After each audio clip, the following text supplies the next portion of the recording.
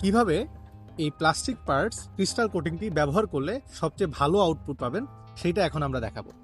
সবচেয়ে ভালো আউটপুট পাওয়ার জন্য অবশ্যই আপনার শখের গাড়ি কিংবা বাইকটিকে প্রথমে পরিষ্কার করে নেবেন।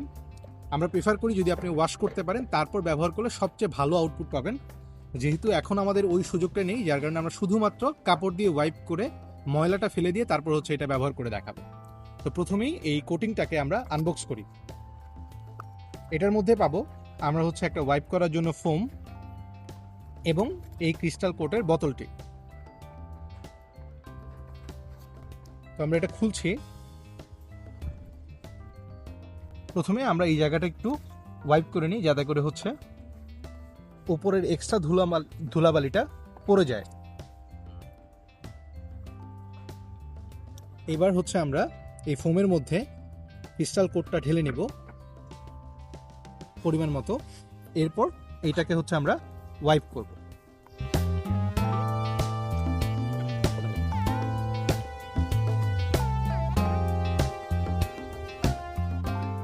ওয়াইপ করা হয়ে গেলে কিছুক্ষণ অপেক্ষা করতে হবে যাতে করে এই ক্রিস্টাল কোটিংটা শুকিয়ে যায়, এবং তারপর আপনি আরেকটা কাপড় দিয়ে পরিষ্কার এবং শুকনো কাপড় দিয়ে একটু উপরটা মুছে নেবেন যাতে করে শাইনিংটা একদম অপটিমাম লেভেলে চলে যাবে। ঠিক আছে, এটা ওয়াইপ করা মোটামুটি শেষ। এখন আমরা এটা শুকানোর জন্য অপেক্ষা করি।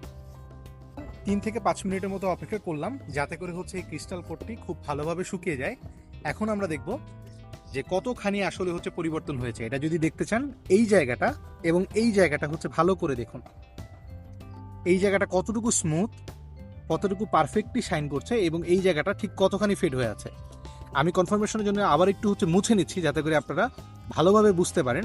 আমি কিন্তু বেশ শক্তি দিয়েই মোছার চেষ্টা করছি যাতে করে ডিফারেন্সিয়েশনটা আপনারা ভালোভাবে করতে পারেন। দেখুন, তারপরেও হিউজ একটা ডিফারেন্স কিন্তু এখানে আছে।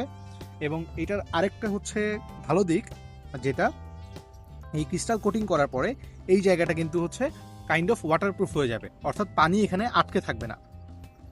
এখন যেহেতু রেইনি সিজন বা বর্ষাকাল, তাই এই সময়টাতে কিন্তু এটা বেশ ভালো কাজে দেবে। এবং আরও একটা ইম্পর্টেন্ট জিনিস আমি একটু দেখাতে চাই। এই জায়গাটাতে কিন্তু বেশ কিছু ছোট ছোট মাইনর স্ক্র্যাচ ছিল। সেই স্ক্র্যাচগুলো কিন্তু আগের মতো ওই রকম ভিজিবল নেই একদমই। যেগুলো বেশ ভালো সালো কাটগুলো আছে সেগুলো দেখা যাচ্ছে, কিন্তু মাইনর স্ক্র্যাচগুলো কিন্তু আর দেখা যাচ্ছে না।